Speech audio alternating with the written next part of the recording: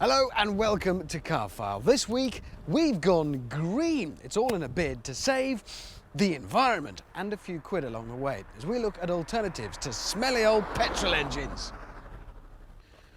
Our first alternative to a petrol engine is a diesel engine. I know, but it is an alternative, albeit a not entirely new one. And we haven't picked just any old diesel either.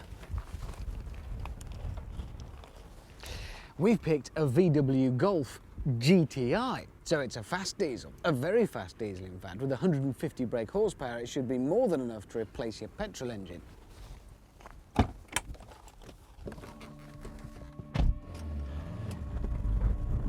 Don't worry, we will be looking at lots of clever cars later on in the programme that use electricity and a combination of electricity and petrol to get their drive. But first off, we thought we'd start with something that you can buy from the shops today, utilising current technology, without your mates looking at you as if you've gone balmy. And okay, it burns diesel, but don't forget modern diesels have come a very, very long way. Not only are they far, far better to drive, they're far, far better to the environment than ever before.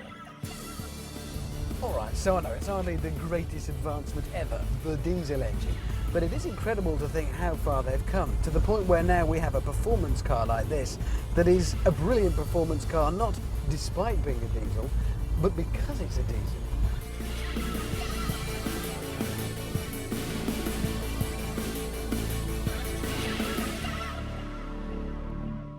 Driving a fast diesel car these days is an entirely different prospect. They're not big, lumbering, smelly oil burners anymore.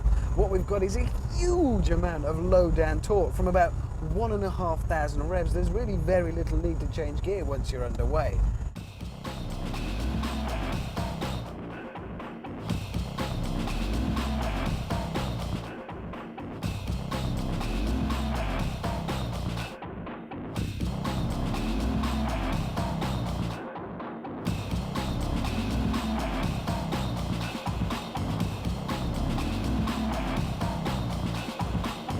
Of course, it's not exactly a vegetarian event in here. I mean, it's loaded with every conceivable extra, including leather, aircon and everything else you'd want.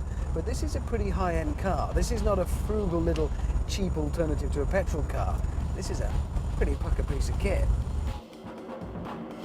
With 150 brake horsepower on tap, you can pretty much ignore the D in the Golf TDi's title and safely think of it as more of a GTI, particularly with 0 to 60 achieved in 8.6 seconds. But it is still a diesel, and they used to power just buses.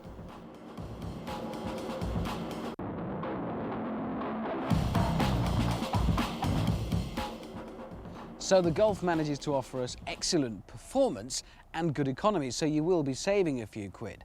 But will you be saving the environment? No, afraid not, because it's still putting out fumes, so basically you're still dumping your rubbish in the environment.